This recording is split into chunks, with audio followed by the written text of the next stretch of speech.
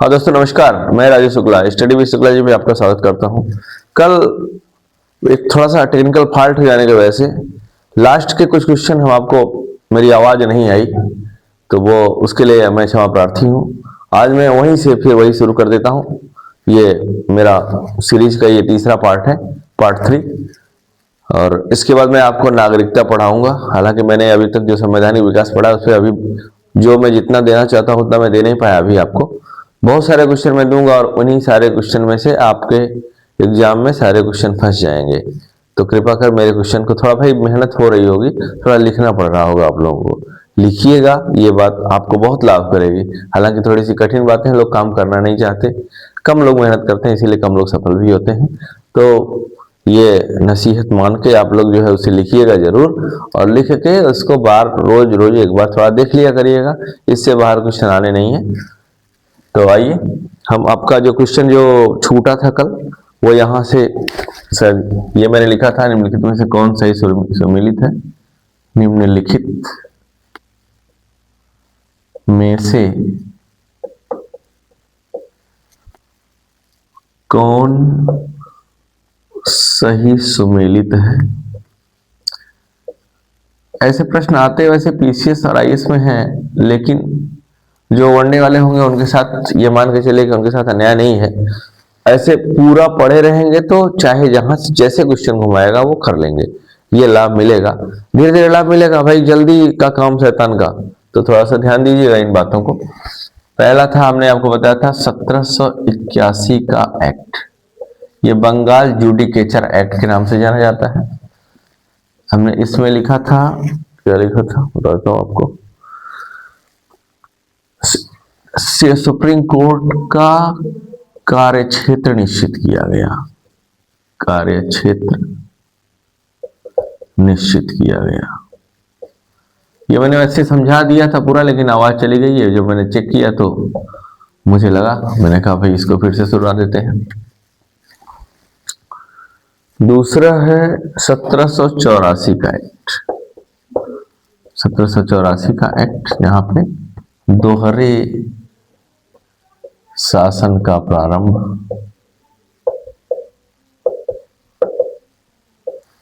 तीसरा है 1786, 1786 का एक्ट, गवर्नर जनरल को विशेष अधिकार, गवर्नर जनरल को विशेष अधिकार। अभी मैं समझा दूंगा क्या है ये, मैंने वैसे समझाया तो था लेकिन आपको फिर से बता देता हूँ। और चौथा था 1793 का एक्ट, यहाँ पे पहली बार सर्वप्रथम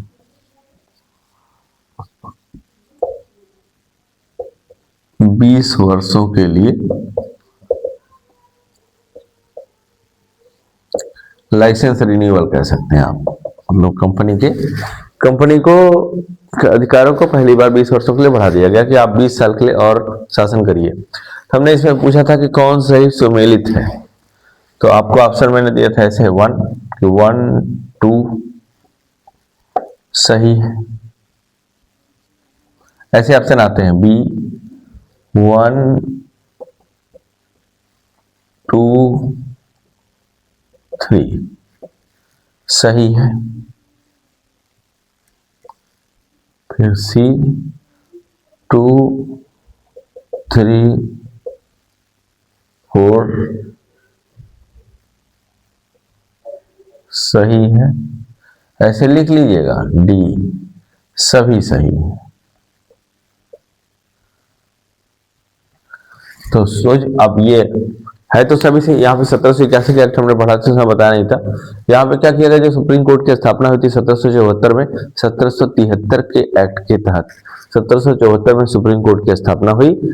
उस सुप्रीम कोर्ट का कार्यक्षेत्र ये बता दिया गया कि आपका कार्यक्षेत्र ये निश्चित है, इसके लिए इसमें व्यवस्था की गई। 1784 में हमने आपको बताया बोर्ड ऑफ कंट्रोल और कोर्ट ऑफ डायरेक्टर्स, दो तरह की व्यवस्था कर दी गई। कोर्ट ऑफ डायरेक्टर्स वो देखता था, उनका व्यापारिक कार्य देखता था। बोर्ड ऑफ कंट्रोल जो है वो राजनीतिक कार्यों को देखता था।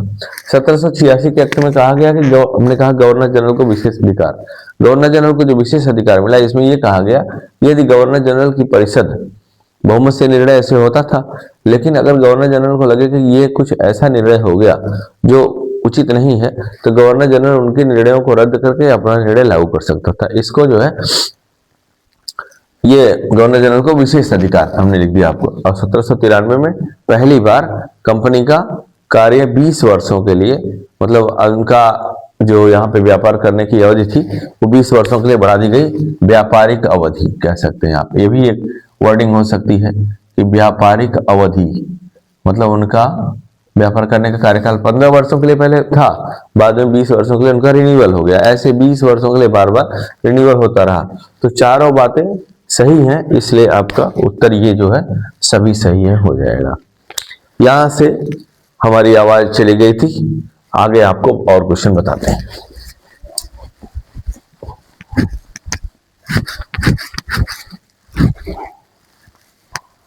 हाँ, अगला क्वेश्चन है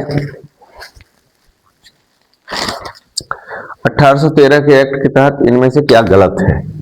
ये अक्सर पूछता है 1813, आपने पूरा पढ़ा होगा मेरा, तो ये सारे मैंने पढ़ा दिए हैं। 1813 के एक्ट में क्या सही नहीं है, क्या गलत है या क्या सही नहीं है, दोनों बातें हो सकती हैं। 1813 के एक्ट में, अच्छा ठीक है चलिए, ये है कि भाई वार्षिक शिक्षा पर वार्षिक व्यय, वार्षिक व्यय 10 लाख किया गया। 10 लाख मतलब शिक्षा पर व्यवस्था, शिक्षा के लिए 10 लाख रुपए का बजट में अनाउंस किया गया। बी, ईसाई मिशनरियों का प्रवेश, ईसाई मिशनरियों को छूट, ईसाई मिशनरियों को भारत में प्रवेश की अनुमति इसी एक्ट में मिली। सी, 20 साल तक कंपनी को भारत में और रहने का लाइसेंस मिल गया, मतलब 20 साल की अवधि और एक बार बढ़ा दी गई, और बढ़ा दी गई, बढ़ा दी गई। और डी, डी है कि अंग्रेजों को भारत में बसने के लिए, अंग्रेजों को भारत में बसने और व्यापार करने के लिए, भारत में बसने के लिए लाइसेंस लेना अनिवार्य कर दिया गया। लाइसेंस लेना अनिवार्य कर दिया गया।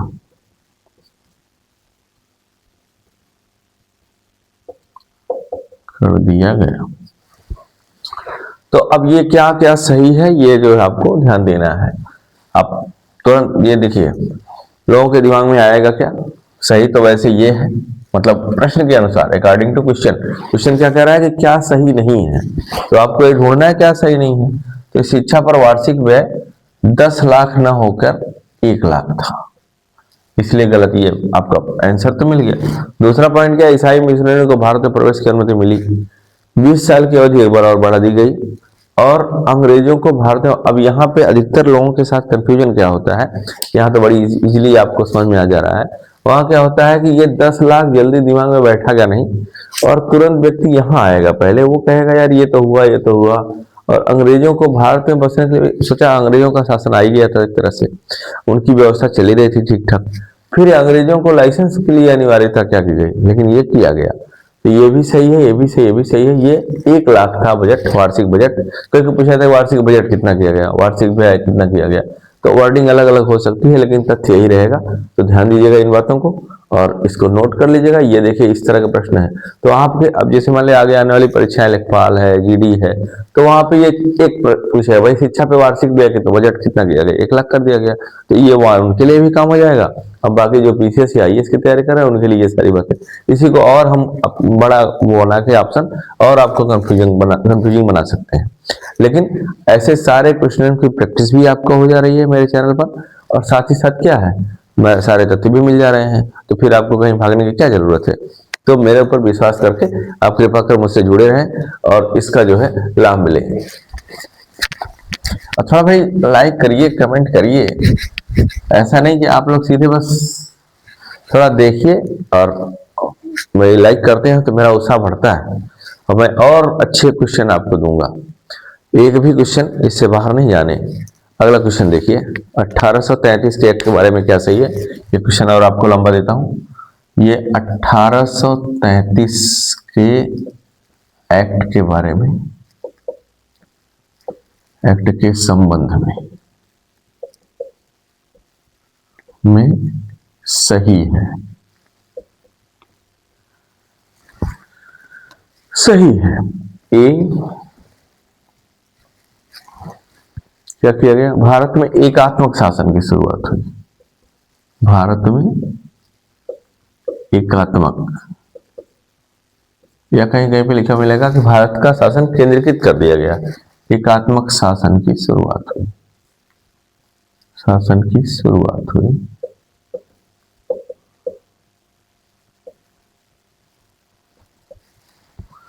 बी, कंपनी का व्यापारिक एकाधिकार पूर्ण रूपेण, कंपनी का व्यापारिक एकाधिकार, एकाधिकार पूर्णतः समाप्त हो गया, पूर्णतः समाप्त। सी, एक अतिरिक्त कानूनी सदस्य शामिल हुआ। अतिरिक्त, गवर्नर जनरल की परिषद में अतिरिक्त कानूनी सदस्य की नियुक्ति, कानूनी सदस्य की नियुक्ति। और डी आपको क्या हो जाएगा, मैकाले की अध्यक्षता में, लॉर्ड मैकाले, मैकाले की अध्यक्षता में प्रथम विधि आयोग, प्रथम विधि आयोग बना। अब आपसे ऑप्शन फंसाए, ये आपको कह दिया कि भाई ए बी सही है, दूसरा बी सी डी सही है, तीसरा सी डी सही है, चौथा सभी सही है। अब इसको और कहता है 1 2 दोनों। अच्छा खैर, तो अब देखिए भारत में एकात्मक शासन अर्थात क्षेत्र का विस्तार हो गया। अब यहाँ किया क्या गया कि अब बंगाल के गवर्नर को पूरे भारत का, पूरे ब्रिटिश क्षेत्र का गवर्नर जनरल कहा जाने लगा। तो भारत का गवर्नर जनरल ये शब्द है वहां पे। तो केंद्र, कभी कभी यह पूछता है भारत में केंद्र के शासन की शुरुआत हुई, तो सिर्फ इतना ही होगा। और वहां यह भी पूछ सकता है कि भारत के गवर्नर जनरल, मतलब बंगाल के गवर्नर जनरल को अब पूरे भारत का गवर्नर जनरल कहा जाने लगा। कंपनी का व्यापारिक एकाधिकार पूर्णतः समाप्त हो गया। तो हमने पढ़ाया है, उसको आप जाके पढ़ेंगे कि चाय और चीन देश पे अभी बना रहा था, चीन देश के साथ व्यापार पे बना था। अभी क्या हुआ, 1833 के एक्ट में पूरी तरह एकाधिकार को समाप्त कर दिया गया। अब कोई भी आ सकता था, व्यापार कर सकता था। अतिरिक्त कानूनी सदस्य की नियुक्ति की गई, एक नया कानूनी सदस्य गवर्नर जनरल की परिषद में जोड़ा गया और वो व्यक्ति कौन था, मैकाले था। इसकी अध्यक्षता में प्रथम विधि आयोग बना। ये बार बार पूछता है, तो 1 नंबर में आएगा, एक फैक्चुअल आएगा, जीडी में पूछ ले, लेखपाल में पूछ ले, तो आप फटाक से मार लेंगे। और बाकी अगर पीसीएस में आएगा तो इस तरह पूरा आएगा। तो आप मेरे एक्ट को पिछले, जो मैंने पिछला क्लास बनाया है बहुत सारा, उसमें आप देखिएगा तो एक्ट से बाहर क्वेश्चन जाने नहीं, बढ़िया से पढ़ लीजिएगा, सारे बिल्कुल मिल जाएंगे। तो सही क्या है, सभी सही है। तो इस तरह आपको 4 तथ्य भी मिल जा रहे हैं और आपका एक बढ़िया रिवीजन भी हो जा रहा है। एक पंथ 2 काज हो रहे हैं भाई। हाँ, अब थोड़ा और आगे हम लोग बढ़ते हैं। एक्ट में बहुत सारे प्रश्न हैं, लेकिन आज ये मैं सीरीज थोड़ा बढ़ा के फिर थोड़ा आगे बढ़ाऊंगा, क्योंकि संविधान सभा पढ़ाया है, सब प्रस्तावना पढ़ाया है, अनुसूचियां पढ़ाई है, सबसे क्वेश्चन बनते हैं, जबरदस्त बनते हैं। सारे क्वेश्चन मैं यहाँ बना के दूंगा, उसको भी आप देखिएगा और अपना नोट्स बढ़िया तैयार कर लीजिएगा, क्योंकि सिर्फ आपको बस रिविजन ही करना पड़े। अगला क्वेश्चन क्या है भाई? हाँ, सही सुमेलित है, लिख लीजिए, सही सुमेलित है। सुमेल करने वाले आते हैं, सही सुमेलित है। आपका जो स्टैटिक जीके वाला पोर्शन वो भी यहीं समाहित है, तो स्टैटिक जीके के चक्कर में ज्यादा ना पड़िएगा। पहला 1813 का एक्ट, 1813 का एक्ट। दूसरा 1833 का एक्ट।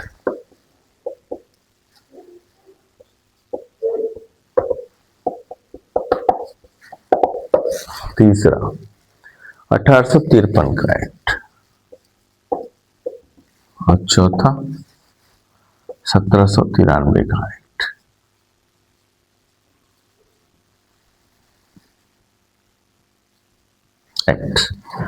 इसमें बातें क्या क्या है वो अब जो है सही सुमेलित है। तो ये जो है कौन सा सुमेलित है, इसको देना है। 1813 का एक्ट में व्यापारिक एकाधिकार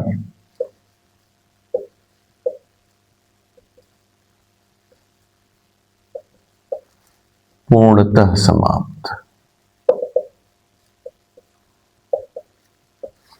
यहां पे क्या है? दास प्रथा विधि विरुद्ध घोषित हुई, विधि विरुद्ध घोषित हुई। 53 में प्रतियोगी परीक्षा की शुरुआत, प्रतियोगी परीक्षा की शुरुआत जो आज अपने बृहद रूप में है। और 1793 में कंपनी के अधिकारियों का वेतन बीओसी का वेतन भारतीय कोष से नहीं, पूर्णतः बीओसी के अधिकारियों का वेतन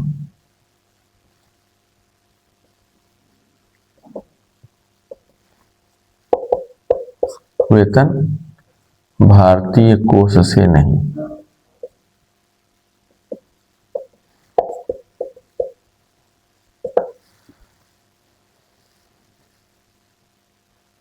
अंशतः कर लेते हैं।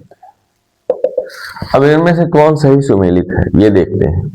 तो 1813 के एक्ट में, अब मैंने आपसे कहा था कि थोड़ा क्वेश्चन को देख लीजिएगा, पहले अपने को आंक लीजिएगा, उसके बाद मेरे आंसर को ध्यान में दीजिएगा। 1813 का एक्ट में व्यापारिक एकाधिकार अंशतः समाप्त हो, ये बात सही है। अभी चाय और चीन देश के साथ व्यापारिक एकाधिकार बना रहा कंपनी का। 1833 में एक नई व्यवस्था हुई, हमने वहां पढ़ाया है, आप जाके पढ़ लीजिएगा।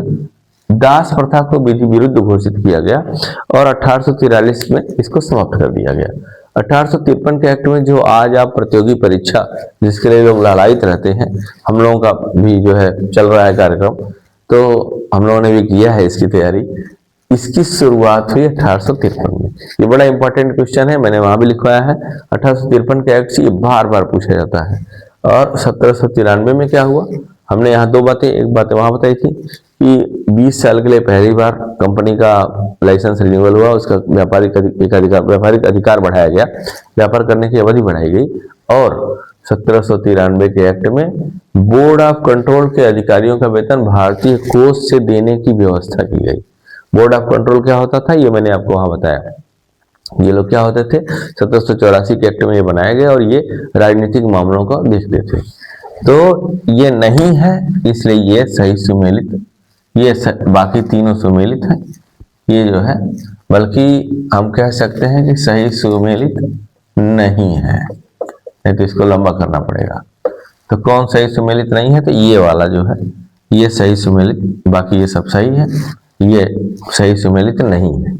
ठीक है, तो देख रहे हैं क्वेश्चन। अब ये सारे फैक्ट आपको काम में आ जाएंगे, वनडे में भी काम आ जाएंगे और सिविल में भी काम आ जाएंगे। अब अगला नोट करिएगा, ध्यान दीजिएगा, पढ़िएगा जरूर और थोड़ा कमेंट करिएगा बढ़िया तरीके से। 1858 के भारत शासन अधिनियम के बारे में सही। 1858 सब मैंने पढ़ा दिया है। 1858 के भारत शासन अधिनियम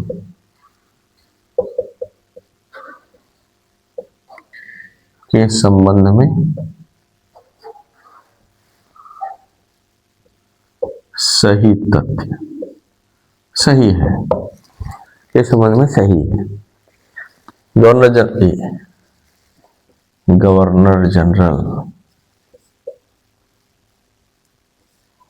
को वायसराय कहा जाए, वायसराय कहा जाने लगा। बी, मुगल सम्राट के पद को समाप्त कर दिया गया। मुगल सम्राट के पद को समाप्त कर दिया गया। मुगल सम्राट के पद को समाप्त किया गया। सी, 15 सदस्यीय भारतीय परिषद का गठन किया गया। 15 सदस्यीय भारतीय परिषद, भारत परिषद का गठन। डी, भारत सचिव की नियुक्ति, भारत सचिव की नियुक्ति। अब जो लड़का पढ़ा होगा वो इसे पूरा बता देगा और जो भी लोग पढ़े होंगे ध्यानपूर्वक इसे देखेंगे तो तुरंत कर लेंगे। अब देखिए यहाँ कई तरह की बातें आई, सॉरी मेरी आंखें खुजली होने लगी। अच्छा, 1858 के पहली बार तो चार्टर एक्ट यहाँ खत्म हो गया और इसे भारत शासन अधिनियम कहा जाने लगा। ये मैंने आपको वहां पढ़ाया, बताया, बहुत बढ़िया से समझाया। गवर्नर जनरल को अब वायसराय, नाम बदल गया, काम नहीं बदला, लेकिन गवर्नर जनरल को वायसराय कहा जाने लगा। मुगल सम्राट के पद को समाप्त कर दिया गया, मतलब मुगल सम्राट का पद जो है अब बिल्कुल खत्म हो गया, उसका कोई वजूद नहीं रहा। ये भी बात सही है। 15 सदस्यीय भारतीय, एक 15 सदस्यीय परिषद बनाई गई जिसमें 8 लोग जो वो चुने जाते थे, 7 लोगों को ब्रिटिश सम्राट मनोनीत करता था और एक भारत सचिव का पद वहां पे बनाया गया। मैंने वहां समझाया बहुत बढ़िया से। वह व्यक्ति ब्रिटिश संसद में बैठता था और वह भारत के मामलों के लिए उत्तरदायी माना जाता था। तो ये सारी बातें सही हैं। तो अर्थात आपसे प्रश्न पूछेगा, ऐसे घुमा दिएगा, भाई ए बी सही है, मैंने पहले ही आपको बता दिया, हालांकि बी सी सही है,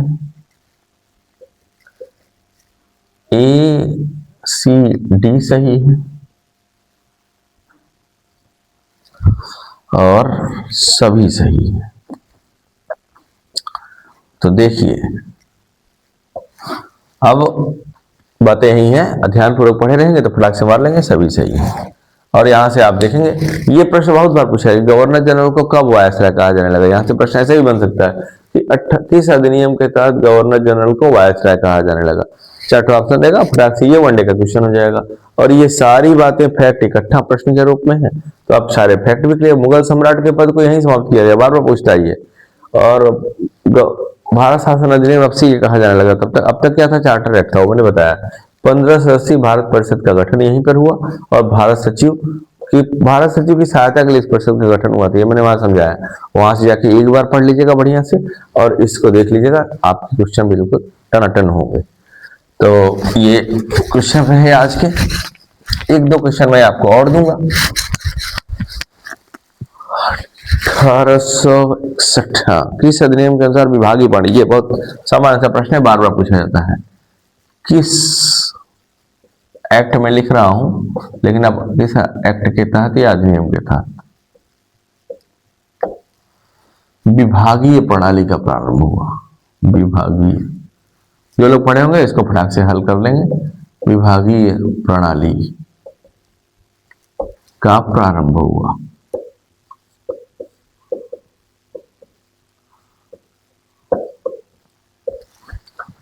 ए 1858, B 1853, C 1861, D, none of B, इनमें से कोई नहीं, इनमें से कोई नहीं। तो ये 1861 का नियम जो लड़का पढ़ा होगा उसको बढ़िया से पता होगा। वहां पे विभागीय प्रणाली का आरंभ किया गया। और विभागीय प्रणाली मतलब ऐसे जो अभी यहाँ से प्रश्न एक और कि मंत्रिमंडलीय व्यवस्था का प्रारंभ कब हुआ, तो 1861 का बड़ा इंपॉर्टेंट अधिनियम 1858 के जस्ट बाद है। ये सारे अधिनियम से क्वेश्चन आते हैं ऐसे छोटे छोटे। तो विभागीय प्रणाली का प्रारंभ जो है वो 1861 के भारत शासन अधिनियम से हुआ। 1858 में नहीं हुआ ऐसा कुछ। 1853 में हमने आपको बताया प्रतियोगी परीक्षा की शुरुआत हुई। 1861 में विभागीय प्रणाली का, जो आज वर्तमान में आप अलग अलग विभाग देखते हैं कि भाई प्रधानमंत्री के पास बहुत सारे विभाग हैं, वित्त मंत्री के पास बहुत सारे विभाग हैं, रक्षा मंत्री अलग है, गृह मंत्री अलग है, स्वास्थ्य मंत्री अलग है, शिक्षा मंत्री अलग है। इस व्यवस्था का इतिहास 1861 के भारत शासन अधिनियम में मिलता है। और एक प्रश्न आज का आखिरी प्रश्न बोले लीजिए कि वायसराय या गवर्नर जनरल, जो भी, आपको मैं गवर्नर जनरल लिख देता हूं। गवर्नर जनरल को अध्यादेश, बड़ा नाम सुनते होंगे आप लोग, अध्यादेश, इंग्लिश में इसको ऑर्डिनेंस कहते हैं, ऑर्डिनेंस, सॉरी, जारी करने की शक्ति,